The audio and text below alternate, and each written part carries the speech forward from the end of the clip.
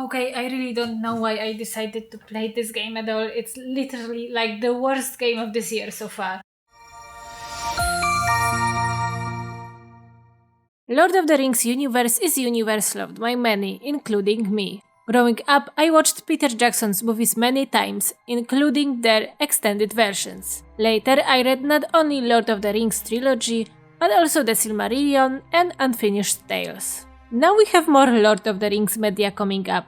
Lately, Amazon gave us first season of Rings of Power TV show, which isn't as bad as many people say. But there are a lot more stories from Tolkien's world to be told. Many of them could be told by video games. On the other hand, just as newest game from this universe shows, some stories are better left untouched, at least by developer studios without a clear vision for their adaptations. And by newest game, I mean of course the Lord of the Rings Gollum. It just came out on PCs and consoles. This is my review of the Lord of the Rings Gollum, the game that disappointed many players, including me. The Lord of the Rings Gollum takes place in between the events of The Hobbit and The Fellowship of the Ring. In the game we play as Gollum, known also as Smeagol, who after losing his precious decided to go on a journey to retrieve the One Ring from Bilbo Baggins. But while looking for the thief, Smeagol was taken to Mordor, which he later needs to escape. The Lord of the Rings Gollum's gameplay revolves mainly around platforming and stealth. There are no epic battles Lord of the Rings is known for. Well, there's hardly any battles, since we play as Gollum, who maybe can sometimes strangle one orc here and there. There's of course nothing wrong with platforming and stealth, but this game in particular offers platforming and stealth in their most boring forms. During the first couple chapters we mainly scramble across walls, hide from orcs, run and do nothing much besides that. Some mechanics are added later, but to be honest, most people will stop playing this game before they get to them. When during the gameplay we get some quests to do, it's usually a fetch quest that doesn't move the story forward at all. When we get a puzzle to solve, it's simply unintuitive. Sadly, the Lord of the Rings Gollum was designed to waste players' time. When Gollum falls off the cliff or dies, we are being pulled back to the last checkpoint. Since checkpoints are not densely spaced, by dying we oftentimes lose a lot of progress. Star Wars Jedi Survivor was much better in this regard because in case of death, it pulled players back to the last place where they stood on solid ground. What's more, the Lord of the Rings Gollum has clunky and unreliable controls. It's often hard to predict what will happen when you will run at a wall, try to jump, or to let go of a bar. Even the slightest misstep can cause a hitch. Sometimes during the gameplay, it's hard to tell where the player is supposed to go next. Map doesn't help much in this matter because most of the time it's simply unreadable. That's a little bit funny considering the fact that The Lord of the Rings Gollum is a linear game. We only explore in it what developers wanted us to explore, a set of corridors which sometimes is unnecessarily convoluted. Stealthing itself in The Lord of the Rings Gollum is also bad because of poor camera work, the environment design, and how incredibly stupid the AI is. Sometimes you can just stand in the shadow cast by a wall and an orc looking straight in your direction won't see you. Or you can run away and hide under a table and the orc who was just chasing you will simply forget about your existence. You also rarely have the possibility to distract enemies when you need to. You can only do that by throwing stones on metallic objects and turning off light. If you throw stone at the wall, no one, I repeat, no one will bat an eye. One of the most infuriating flaws of The Lord of the Rings Gollum is its pacing. For several first hours of gameplay we don't even leave Mordor and complete quests that don't even push the story forward and feel like chores. It makes the game incredibly boring. Gameplay is also regularly interrupted by unnecessary cutscenes that aren't even made well and break immersion. These cutscenes are very short and made in a way to hide the fact that developers had problems with animating faces. Most of the time when someone speaks in a cutscene, we are looking at his back and not his face. When we are looking at his face, what he is saying doesn't always match his facial movements. And this problem is seen already in the first cutscene in the game, when Gollum speaks.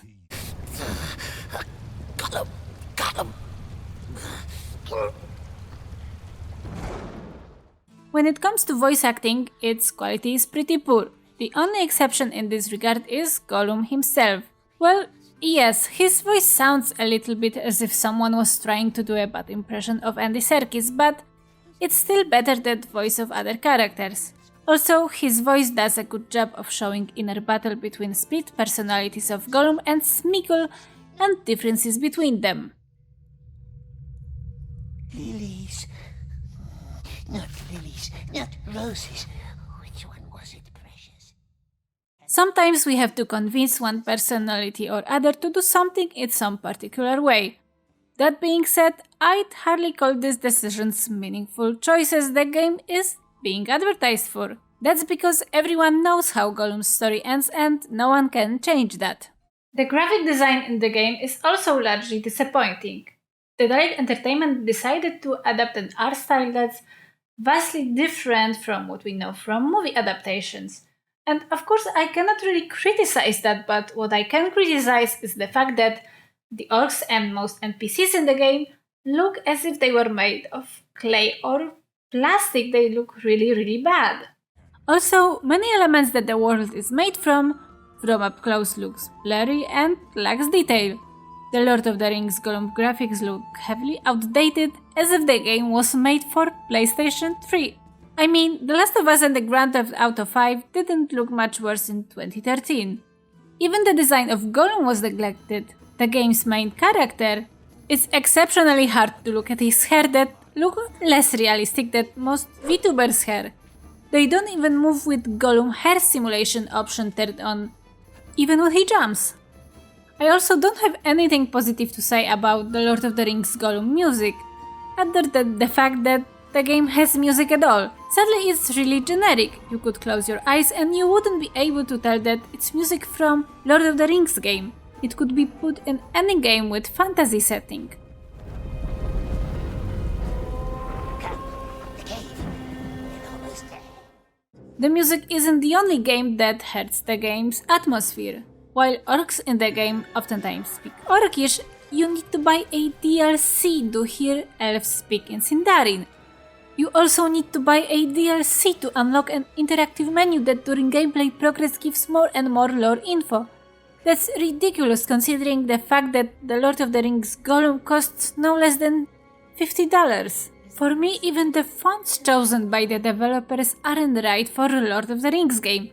One of them looks like Calibri, the default font of Microsoft Word. So how does the Lord of the Rings Gollum perform on PC? Sadly, as many games released in 2023, it's far from polished on technical level. I played with RTX 4080 in my PC, so thanks to DLSS 3, I could play on average with more than 120 FPS. But sudden FPS drops to values as low as 20 were still happening. Stuttering was also a constant problem. During gameplay, I also encountered a lot of bugs. Non-existent walls where walls should have been, walls you could see through while jumping, and many more. Sometimes I also got stuck with no way to make any progress. To make some events trigger, I had to reset whole levels. So, what makes the Lord of the Rings Gollum so bad? What's behind all of it? I think there's a couple of reasons. First of all, in the past the Dalek Entertainment made mostly 2D point-and-click games. It seems that the studio simply didn't have enough experience to make 3D adventure game aspiring to be AAA title. Second of all, the Lord of the Rings Gollum gives the impression that the game's development lacked proper direction. While playing, you can see some obvious design flaws that could easily be avoided. The most noticeable is the before-mentioned uneven pacing. The game sometimes also picks up an interesting plot point just to leave it unresolved or discarded for no reason. Since the Lord of the Rings Gollum suffers from many technical problems, it's also possible that the game lacked proper testing before release, testing that would make catching them before release possible. On the other hand, the developers might have been fully aware of unresolved bugs and poor optimization of the game before release. Maybe they couldn't do anything about it because it's probable that the Dalek's entertainment management and Nakon's management, the company that owns the studio, wanted to push the game out the door ASAP. After all, Gollum's release was delayed at least 3 times already. Originally, it was scheduled for release for 2021. It's really sad that The Lord of the Rings Gollum is such a disappointment in almost every aspect. I believe that studio with clear vision for such game could make much more with Smeagol's story, deliver product with more interesting gameplay and with much better graphics. It seems that Daedalic Entertainment didn't have such vision and therefore wasn't right studio for the job.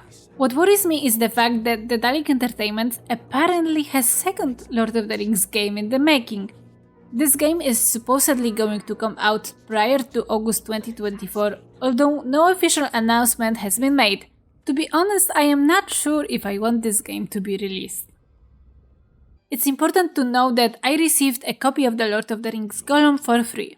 If I would have paid for this game, I would definitely want a refund. Did you too play The Lord of the Rings Gollum? If you did, share your experiences down in the comments below. Thanks for watching, bye bye!